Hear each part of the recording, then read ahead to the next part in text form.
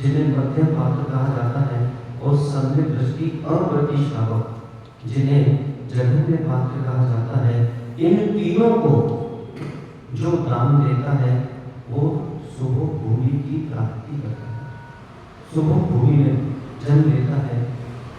परंतु इन तीनों को पूरे वर्ष भर ऐसे कितने जीव जो दान देते होंगे, बिरले जीव हैं। आज नगर में अगर मुनि महाराज नहीं है तो श्रावक और कर्तव्य है कि जो नगर में मध्यम श्रावक हैं, प्रति श्रावक हैं, उनका चौका लगाकर उनको आमंत्रित करना चाहिए, उनके भोजन कराना चाहिए। समझो, भोग भूमि और उपभोग भूमि, इन दोनों भूमि में से कौन सी भूमि की प्राप्ति करना है, इस पर माता को निर्णय करके चलना होगा। वे जीव, वे घर वास्तविकता में धर्मात्माओं के घर हैं जो प्रातः काल जिनालय के सामने खड़े हों और प्रतिदिन एक श्रावक को अपने घर पर भोजन कराने ले जाए। क्यों? क्योंकि वो भी जघन्य पात्र है। सम्यक दृष्टि अप्रति श्रावक ऐसे कितने करते होंगे? बिरले ही करते होंगे। समाजों ने मात्र पूजन अभिषेक को ही धर्म मान लिया है, बाकी जो विषय है वो कहाँ है? आज जो समाजों के प्रमुख हैं उनका कर्तव्य है कि उनको मंदिर की सीढ़ियों पर करना चाहिए है प्रातः काल 2 घंटे। क्यों? चंदन की कटोरी लेकर पंडित देख जाए तो पंडित की पंडिताई देख जाए। ये राजस्थान पंडित का कर्तव्य नहीं है ऐसे लोगों का। एक खड़े रहे चंदन की कटोरी लेकर, और जितने भी पुरुष आ रहे हैं राजेश पंडित उनको टीका लगाए, और जितनी पंडिताएं आ रही है, माताएं आ रही है, राजेश पंडित की पंडिताएं उनको टीका लगाए, और साथ में ये बोले, भैया जय जिनेन्द्र, आप अपने गृहस्थ के व्यस्त कार्य छोड़कर हमारे मंदिर आए, अहो भाग्य, आपके कारण हमारा जैन धर्म चल रहा है। ये नहीं कर रहा तो किस बात का कर रहा हूं? आज कितने धर्म परिवर्तन हो गए, कितने लोगों ने मध्य काल में भी और अभी भी चल रहा है, उन्होंने अपना स्वयं का जिनालय आना बंद कर दिया और अन्य स्थानों पर जाना चालू कर दिया। क्यों? क्योंकि जिनालयों में उनका किसी प्रकार का कोई सम्मान नहीं है, कोई सम्मान। आज वही तो आपको बोल रहा हूं, समाजों में बहुत सारे परिवर्तन करने की आवश्यकता है, तो ही समाज भविष्य में संरक्षित रहेगी, और सब अपनी अपनी मान कषाय में डूबे रहेंगे तो समाज डूब जाएगी, और डूबना प्रारंभ हो ही गया है। स्पष्ट देखिए यहाँ है, देखिए यहाँ है। आज मैं पूछता, क्या यहाँ पर ऐसा युवाओं का मंडल है जो हफ्ते में एक दिन जितने भी वृद्ध हैं उनके पैर दबाने जाते हैं? है? मनीष है, विद्यांशु है, तेरी युवा पर्याय पर क्या प्रश्न करे, क्या प्रश्न करे? विद्यांशु के मन में ये नहीं आता कि मेरे समाज का एक वृद्ध व्यक्ति वहां पलंग पे पड़ा हुआ है, चलो जाके उसको पैर दबाया हूं, उसको नमोकार सुना के आ जाऊं, क्योंकि भविष्य में जब मैं भी वृद्ध होऊंगा तो कोई मेरे पैर दबाने आएगा। हे युवाओं, कम से कम अपनी वृद्ध पर्याय की तो चिंता करो। आज माताओं का कर्तव्य है, युवा माताओं का जो नववधू है, कि एक ऐसा पैनल इनको बनाना चाहिए, ऐसा मंडल बनाना चाहिए है, जितनी भी वृद्ध माताएं हैं जो अस्वस्थ हैं, कम से कम उनके घर जाकर उनको नमोकार सुनाया। कहाँ करते? कैसे तो हम जैसे लोग समाजों के उदाहरण दें कि भैया अगर समाज में कैसे रहना पड़ता है तो जाके किस समाज से सीखो, कैसे होता है, कितने परिवर्तनों की आवश्यकता है। आज एक व्यक्ति मंदिर आया, उसने भगवान की आराधना की, तो क्या वो चित्त शांत करके घर में वापस बताना होता क्यों होता है? ये सामने वाले द्वार के अंदर जितने लोग जाते हैं सुबह से लेकर रात तक, उनमें से ऐसा कौन सा व्यक्ति जो चित्त शांत होकर घर जाता है? हाथ में एक भी नहीं है, एक भी नहीं। अब आप सोचो कि भगवान का दर्शन करने से, अभिषेक करने से, पूजन करने से ही चित्त शांत नहीं हो रहा है तो जागो है, हम क्या मिल रहा है? बड़ी धर्मशाला बनाना श्रेष्ठ नहीं है, उन धर्मशालाओं में एक कक्ष ध्यान केंद्र होना चाहिए है, ये श्रेष्ठ है। चलो बड़े बड़े मंदिर बना देना, अभी राजस्थान को तब माने जब मंदिर नया बनवाएगा तो वहां पर एक अलग से ध्यान केंद्र बनवाएगा, तब माने जिसमें एक व्यक्ति यहाँ पर पूजन करके निकला, एक व्यक्ति यहाँ पर अभिषेक करके निकला और सीधा ध्यान केंद्र में जाएगा। साउंड प्रूफ देखा ना, जहाँ पर रिकॉर्डिंग होती है वहां पर बाहर के कितने हो हल्ले हो जाए, किसी प्रकार की ध्वनि नहीं जाती।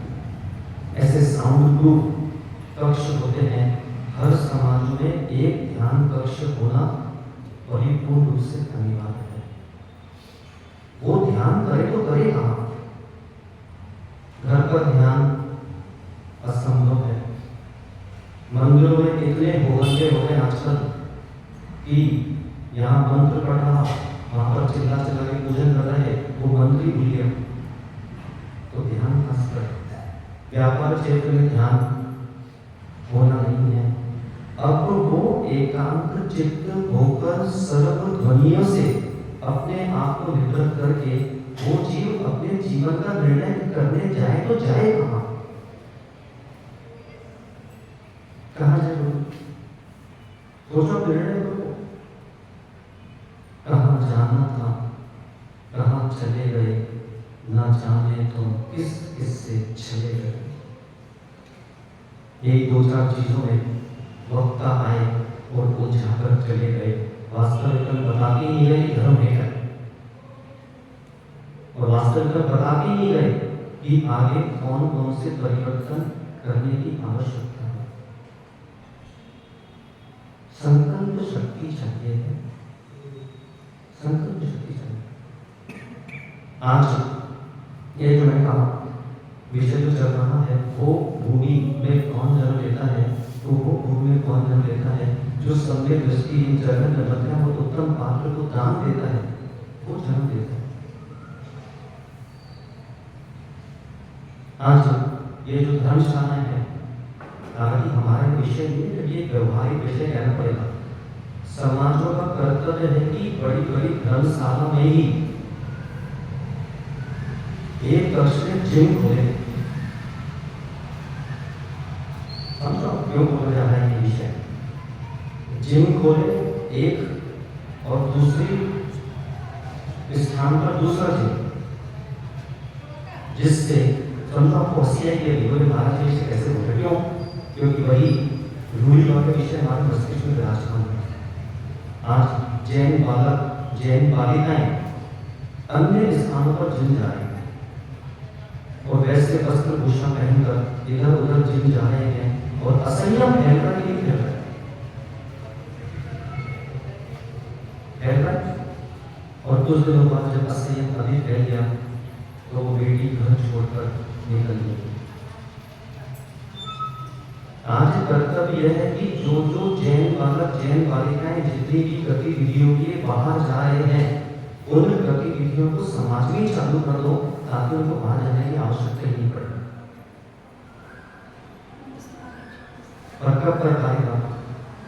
जब बुद्धि विशाल होगी, क्योंकि उस जीव को बुद्धि विशालता की चिंता ही नहीं है, समाज की चिंता नहीं है, उसको तो मात्र इतनी चिंता है मेरा नाम होना चाहिए है, बाकी दुनिया। और जिसको समाज की चिंता होती है वो व्यक्ति अपना अस्तित्व नहीं सोचता, भविष्य की पीढ़ी के बारे में सोच कर चलता है। जिसकी होती बुद्धि विशालता वही देश, राष्ट्र, विश्व, धर्म संभालता।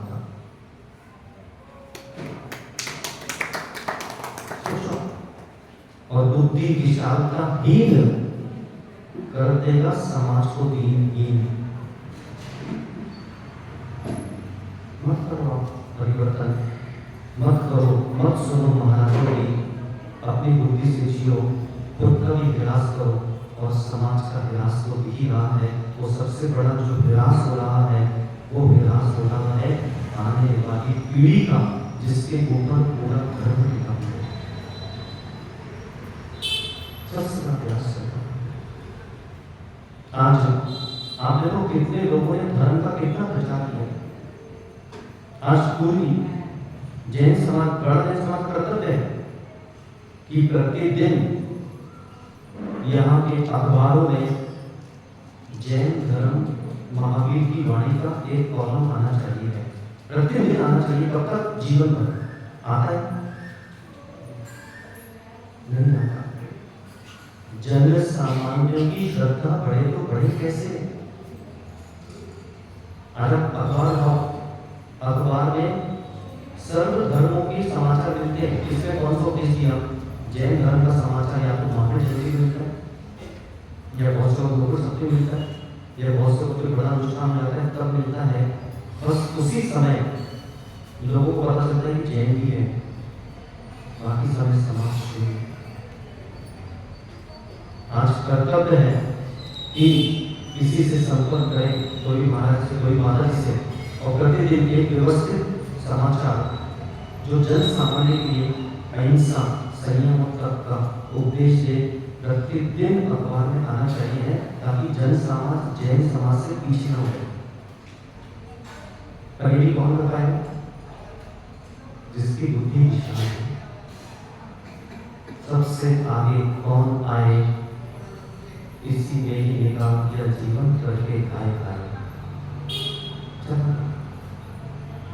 चिंता की होगी उस जीव को कि मुझे क्या करना है, क्या नहीं करना है। ये श्रवण है, यह जो ग्रंथ है भावार्थ प्रदर्शी, इस ग्रंथ में आचार्य भगवान यही व्याख्या कर रहे हैं। अशुभ परिणाम करेगा तो अशुभ की प्राप्ति होगी, शुभ परिणाम करेगा तो शुभ की प्राप्ति होगी, और शुद्ध परिणाम करेगा तो शुद्ध की प्राप्ति होगी।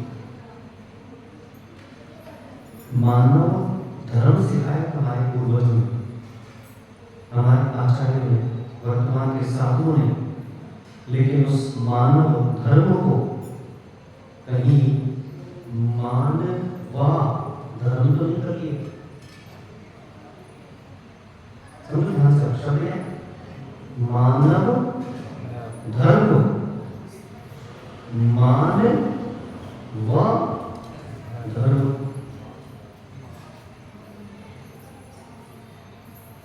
देखिए आप भी समझ रहे हो, हम भी समझ रहे हैं कि मान कषाय की पुष्टिकारी जीवन है और उसी का नाम सभ्य धर्म है। थोड़ा 25% मान मनीष कम करे, 25% मान संजय नहीं कम करे, 25% चक्रेश कम कर ले, 25% राजेश पंडित कम कर ले, तो आनंद आ जाए। ये तो करना है, कितना ही उपदेश ग्रहण कर लो, लेकिन जब तक जो है मान कषाय का विकास नहीं होगा तब तक विकास होने वाला नहीं है। और वो चतुर्मास कराओ तो भी नहीं होगा। मात्र विषय कहाँ आता है? एक साथ बैठकर नवीन योजना, नवीन परिवर्तन से ही विकास होगा, अन्यथा संभव नहीं है। या तो खोदो या खोदो, या तो खोदो, खोदो या खुद निर्णय। आज हम लोग जब ग्रंथ पढ़ते हैं, एक ग्रंथ एक बार पढ़े, उसको खोलते हैं, उसमें से विषय निकलता है, तत्व निकलता है, फिर उसी ग्रंथ को दूसरी बार पढ़ते हैं, उसी ग्रंथ को तीसरी बार पढ़ते हैं। जितनी बार वो ग्रंथ पढ़ते हैं, नवीन नवीन अमृत हमको प्राप्त होता है। इसलिए माताओं, एक ग्रंथ कभी भी एक बार में पढ़ के बंद नहीं करना चाहिए। एक ग्रंथ कम से कम 3 बार को पढ़ो। खोलो, चुप रहे, पंडित जी साहब चुप रहे, खोलो या खोलो। निर्णय खुद का है। कई चीज हैं जिन्होंने खोदा और खोद कर रत्न निकाल लिए, और कई चीज हैं जो मात्र बैठे रहे, बिजुका बनकर, चौकीदार बनकर, ठेकेदार बनकर, कि वहीं पर बैठे रहे, और दूसरा खोदने आया तो ना उसको खोदने दिया और ना खुद खोदा। उतनी देर में कोई दूसरे ने वहीं से सुरंग बना ली और अंदर ही अंदर भीड़ निकाल कर ले गया।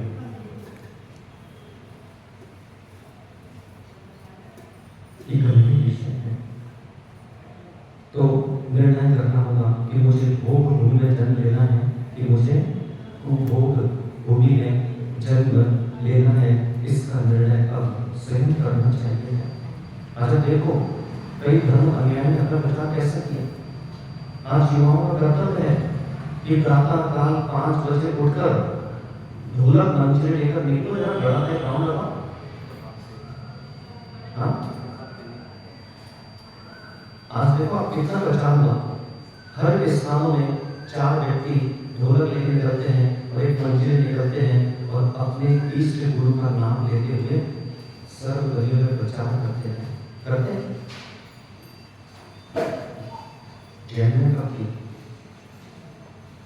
कब किया? भाई जो बंजी लेकर घर जाएगा उसका माल खरीदा जाएगा, और जो केवल एक दुकान खोल के बैठ जाएगा वो ना उसके पास। फिर से विद्यांशी से लोगों का कर्तव्य है, युवा है, युवा बुद्धि का प्रयोग करे इस कार्य के लिए। पर बहुत कठिन है, क्योंकि मेरी बात नहीं मानेगा, राजेश पंडित की बात मानेगा। विद्यांशु में निर्णय करना पड़ेगा। या तो सबसे अच्छा मुनि बन जाओ तो कुछ निर्णय करने की सारे पुरुषार्थ से बच गए। आज कर्ण इंद्री का आश्रय लेकर कितने जीवों ने अपनी धर्म प्रभावना कहां पहुंचा। देखो, दिन में 4 बार, दिन में 5 बार अपने इष्ट का शब्द, इष्ट की आराधना उच्च ध्वनि में प्रतिदिन चलती हर जगह पर प्रचार हो गया। और बड़ा आश्चर्य होता है कि जैनों के मंदिरों में कर्मोकार की ध्वनि भी बजती है। अभी यहीं से आ रहे थे जंगल से, तो एक माँ का स्वास्थ्य प्रतिकूल है। अब यहाँ पे प्रतिदिन जो कर्मोकार की ध्वनि बजे, और कर्मोकार की ध्वनि सुनते सुनते ही मान लो उसका मरण हो जाएगा, तो उसको सुगति की प्राप्ति हो जाएगी। पर ये कौन कर पाएगा? जिसकी बुद्धि में विशालता होगी, जिसकी है बुद्धि विशालता, वही देश, राष्ट्र, विश्व, धर्म संभालता। तो आज का यही उपदेश देना है कि या तो आपस में लड़ लो, या तो आपस में लड़ लो, या आपस में मिलकर लड़ लो। निर्णय खुद कीजिए, खुद का विकास कीजिए, समाज का विकास कीजिए।